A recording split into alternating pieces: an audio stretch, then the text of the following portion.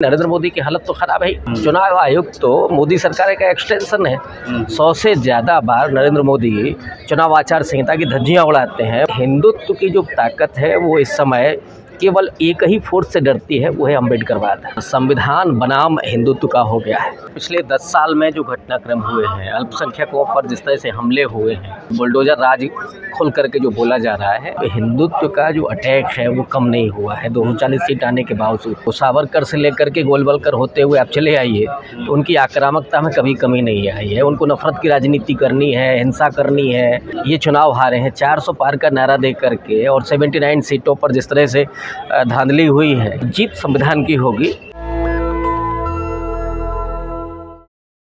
पिछले 10 साल में जो घटनाक्रम हुए हैं, अल्पसंख्यकों पर जिस तरह से हमले हुए हैं, बुलडोजर राज खोल करके जो बोला जा रहा है, इस पर एक विशद चर्चा हुई है। और इसके पहले की राजनीति के बारे में भी इसमें विस्तार से लिखा गया है। लेकिन इस समय जो हो रहा है, अगर आप उसको देखेंगे तो मध्य प्रदेश की एक घटना का मैंने जिक्र किया कि जहां सरेआम बिना किसी कानून के, बिना किसी उसके एक घर गिरा दिया जाता है और लोगों को पकड़ करके पूरे शहर में घुमाया जाता है। ये जो घटनाएं हैं वो ये दिखाती है कि हिंदुत्व का जो अटैक है वो कम नहीं हुआ है 240 सीट आने के बावजूद। और साथ ही जो विभाजन की पूरी कोशिश है वो लगातार जारी है। लेकिन दूसरी तरफ जो लोग हैं संविधान को बचाने की लड़ाई लड़ रहे हैं, मुझे लगता है कि उसमें भी एक ताकत आई है, विपक्ष मजबूत हुआ है। इसके अलावा जो सामाजिक संगठन काम कर रहे हैं, चाहे वो अम्बेडकरवादी हों या सोशलिस्ट हों, गांधीवादी हों, वो लोग भी मजबूती से काम कर रहे हैं। लेकिन अभी तक तो यही लगता है कि जहाँ जहाँ बीजेपी की सरकारें हैं वहाँ जो हिंदुत्व का अटैक है वो बदस्तूर जा रहे हैं, उस पर कोई लगाम नहीं लगी है। देखिए, विपक्ष पूरा एकजुट होने के बावजूद भी जो बीजेपी है उसको खासकर एनडीए को रोकने में नाकामयाब रहा एक तरह से, और हैट्रिक लगी है। और कहीं भी एक तरह से उसमें उनके आक्रोश में कमी नहीं नज़र आ रही है। वैसे ही एनर्जेटिक लग रही है सरकार। नहीं, एनर्जेटिक नहीं है, वो बेसिकली फितरत है। उनको यही करना ही है। वो सावरकर से लेकर के गोलवलकर होते हुए आप चले आइए तो उनकी आक्रामकता में कभी कमी नहीं आई है। उनको नफरत की राजनीति करनी है, हिंसा करनी है, उनको विभाजन करना है, ये तो उनकी फितरत में है। रही बात कि हैट्रिक की, तो ये चुनाव वो जीते नहीं हैं। ये चुनाव हारे हैं 400 पार का नारा दे करके, और 79 सीटों पर जिस तरह से धांधली हुई है ये तो अब सबको दिख रहा है। तो नरेंद्र मोदी बेसिकली चुनाव हारे थे लेकिन धांधली से चुनाव जीते हैं। कि विपक्ष इस बार सबसे ज़्यादा मजबूत है, 233-34 सीटें हैं। और संसद से लेकर के सड़क तक जो चुनौती दे रहा है विपक्ष, उसमें नरेंद्र मोदी की हालत तो ख़राब है।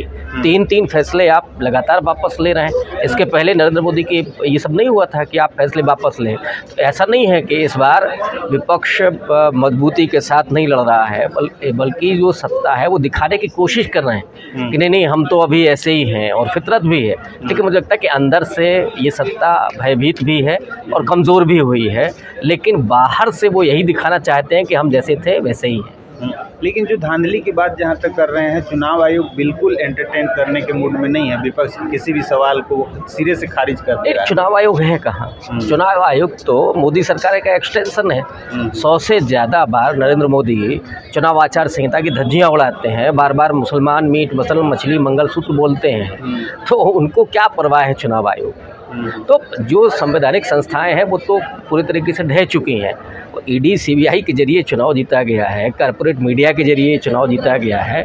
तो इसलिए हम अब संविधान से ही उम्मीद लगा सकते हैं। ये उम्मीद चुनाव आयोग से आप करेंगे तो मुझे लगता है कि वो एक तरह से अपने आप को भुलावा देना है। अच्छा, संविधान की जहाँ तक बात करें सर, सुप्रीम कोर्ट ने अभी जो एक डिसीजन SC ST में आरक्षण में छेड़छाड़ को लेकर एक किया है, कैटेगराइज को लेके, क्या कहेंगे उसमें? देखिए, वर्गीकरण तो ठीक है, मुझे लगता है वो न्याय सम्मत है। लेकिन सरकार की नीयत मुझे ठीक नहीं लगती। वो जिस तरह से वर्गीकरण को लागू करना चाहती है, वो दरअसल दलितों के भीतर विभाजन करना चाहती है, और उसमें उन तमाम ग्रुप्स को लड़ा करके और अपना उल्लू सीधा करना चाहती है।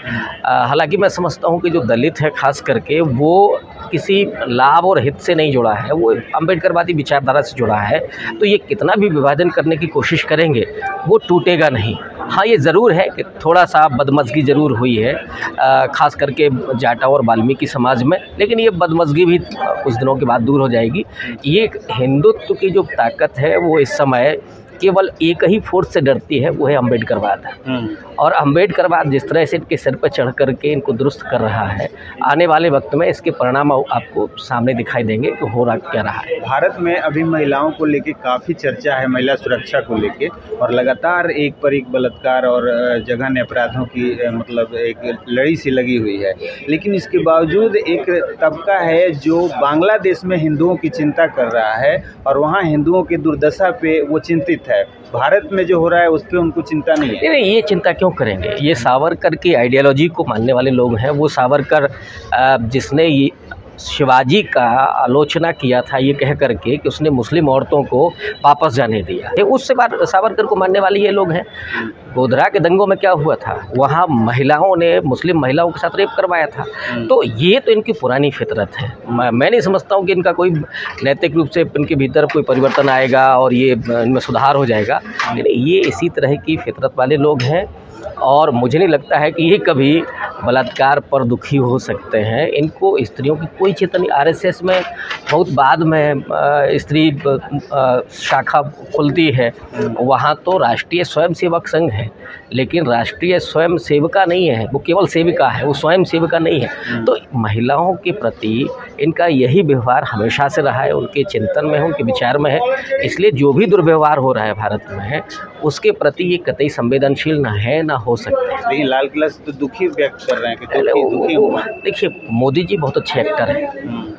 मुझे नहीं लगता कि बॉलीवुड में शाहरुख खान से लेकर के कोई और एक्टर उनकी बराबरी कर सकता है। बेहतरीन एक्टर हैं और ये बात साबित भी है। वो बचपन में एक्टिंग करते थे और वही रोल लेते थे जो लीड रोल होता था, तो अभी वो लीड रोल निभा रहे हैं। तो वो घड़ियाली आंसू है, वो लगातार आएंगे। मोदी जी लाल किले से कहते हैं कि बलात्कार नहीं होने चाहिए, महिलाओं की सुरक्षा होनी चाहिए, और उसी दिन शाम को जो बलात्कारी थे गुजरात वाले, उनको छोड़ दिया जाता है, बिल्किस बानो के बलात्कारियों को। तो मैंने कहा ना कि ये दरअसल सावरकरवादी हैं जिनके राजनीति में महिलाओं से बलात्कार है। अभी जैसे चुनाव आता है, बेल मिल जाती है बाबा को भी, दोनों बाबाओं को बेल मिल गई, बाबा राम रहीम और आसाराम। बाबाओं को मिल जाएगी, लेकिन और कोई अगर दलित, पिछड़ा, अल्पसंख्यक किसी को छेड़ भी देगा तो उसका एनकाउंटर भी हो सकता है। ये इनका न्याय करने का तरीका है। ये मनुस्मृति का विधान मानने वाले लोग हैं। और वहाँ जो है ना कि साहब ब्राह्मण अगर बलात्कार करेगा तो चलेगा। एक जज साहब ने तो जजमेंट दिया था, आपको याद होगा भवरी देवी केस में, कि जो बलात्कारी है वो साहब ब्राह्मण है, अपर कास्ट का है, तो वो छू ही नहीं सकता, तो बलात्कार कैसे करेगा। तो जिस देश में ऐसे जज बैठे हों और सावरकरवादी बैठे हों, उसमें आप ये उम्मीद नहीं कर सकते कि ये सच में संवेदनशील होंगे। आने वाला जो चुनाव है उसको कैसे देख रहे हैं? देखिए, चुनाव सीधे तौर पर संविधान बनाम हिंदुत्व का हो गया है और मुझे लगता है कि इस देश में संविधान को मानने वाले लोग, संविधान के आधार पर चलने वाले लोग बहुसंख्यक हैं और जीत संविधान की होगी। बेईमानी से या उस करके सत्ता भले ही आ जाए, लेकिन जीत अंततः संविधान की ही होगी। नेशनल दस्तक की आपसे गुजारिश है कि अगर इसको बचाना चाहते हैं तो नेशनल दस्तक को सब्सक्राइब करने के लिए रेड कलर के सब्सक्राइब बटन को दबाएं, फिर बेल आइकन की घंटी दबाएं।